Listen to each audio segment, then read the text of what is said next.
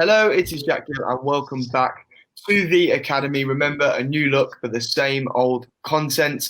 I am joined today by Elliot, Karthik, and Fabrice, and it's a bit of a get-to-know video. Obviously, we saw Amad Diallo play for Manchester United against AC Milan last night, and he burst onto the scene with his first goal for the first team. It was a highly anticipated signing, Karthik, a £37 million deal for an 18-year-old.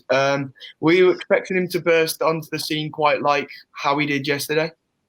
You have to expect a certain impact because obviously paying that much money for a player who hadn't played that many first team games at the time, I think he'd only played 2 games, or it might not have even been that. And he came with this big reputation. All the coaches at Atalanta were saying how they watched him in training and they were pushing him up the age groups very quickly, and things about his dribbling ability. They compared it to Messi level stuff. Now, obviously, that's not something that's come from me, so don't clip that up. But that's the kind of thing we were hearing. So obviously, when he came in, we were all very excited to see what he could bring, particularly because United didn't go out and sign the right winger that we wanted, Jadon Sancho. So yes, it was exciting, and yes, I do think he will be a big talent going forward. But we've got to temper our expectations with him, and I'm sure we'll get into that later. But it was really good to see him play yesterday, especially for longer than he has done so far, because at the minute he's had maybe 10, 15-minute spells. He got a good half there yesterday, and it was a very well-taken goal, and I'm sure he'd have been buzzing from it.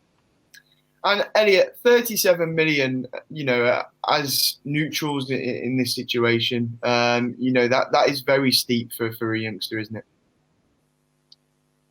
It's steep for someone who's played very limited professional games as well, because I was looking at his minutes and he had 60 minutes in Champions League, one game. It is a steep fee, but we have to remember it's a set fee and then there's add-ons, so it's all dependent on performances and appearances, things like that. So he comes with high expectations, but so far he's been really impressive, both for the 23s and the first team, as we saw yesterday.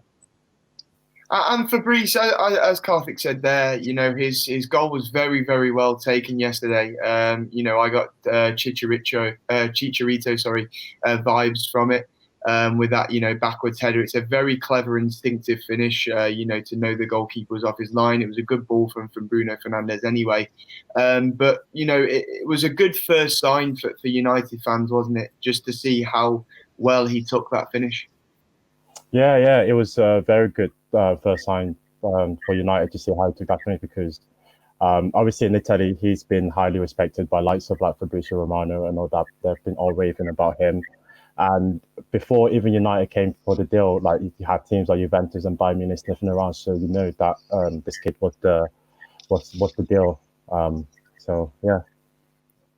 And Elliot, the world was giving warning signs that, he is a bit of a player. When he signed for Manchester United, Ole Gunnar Solskjaer put him in the under-23s for a couple of games. He played against Liverpool under-23s, and for us to see him then, he looks like a real player that day. He got a brace. He was heavily involved in a lot of the United goals that day, bearing in mind they scored 6 past Liverpool. So, I think everyone knew from that the ability is there. Yeah, I remember that day. It was him and Hugo, I think, that were the main kind of attackers for United. And when he stepped up for that penalty and took a Panenka, it told you all you need to know about him, because it was his debut against Liverpool in a massive game, and he stepped up and his eyes cold just dinked it down the middle like it was nothing. And it more than just them 2 goals he scored, he was involved constantly. He was causing trouble out on the right, coming inside, going outside, but what impressed me the most is how flexible he is, in that he's not one-dimensional just on his left. He can take you on his right, he can go inside, make an outside run, cross the ball in. So, he was a menace that day, and I saw from then he's going to be a talent. That's the thing, isn't it? He's a quick, dynamic player, but, the fact he can use both feet as well. He's a winger. He can play in that Mazzala role as well. So, I think Karthik, his future looks bright at Manchester United. Yeah, and especially because I think he's in the right. He's joined the club at the right time in terms of being managed properly.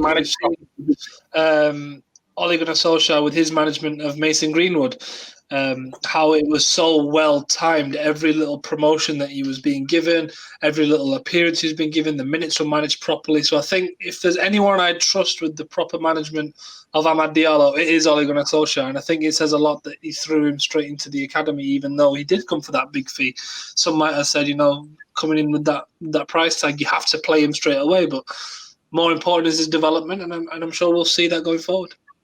And Fabrice, we've all sort of touched on the minutes. He only played 4 games for Atalanta first team before he moved to Manchester United. He came for a big fee, as Karthik says, and surely, as we've seen from him in the early stages at Manchester United, he's too good for under 23 level, surely, and now he needs to be in and around that first team. Yeah, for that, for sure, he needs to be in and around that first team, because United has always had the problem for years now with that right wing side of things. We haven't really had their right sided type of player. It's even better with Amad Diallo because he can use both who's in that. So to be able to place him in that position, and for him to be able to be around that first team and make that position his own, like Karthik says, it'll be Ole Gunnar Solskjaer is the manager for that, and he will know the right timing for him to do that. But yeah, so in the future we'll see how he gets on with that. And what do you think, Karthik? A real star of the future for Manchester United?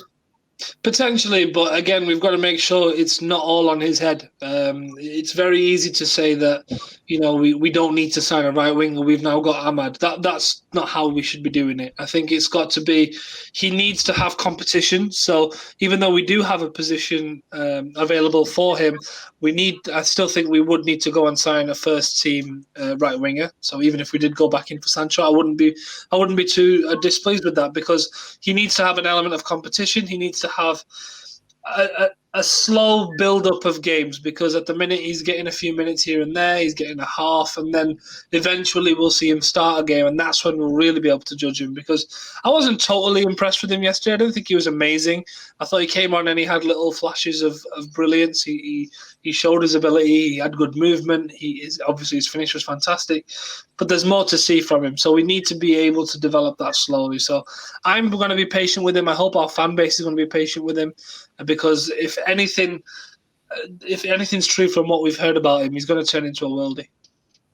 Well, thank you very much, guys, for joining me, and thank you all for watching.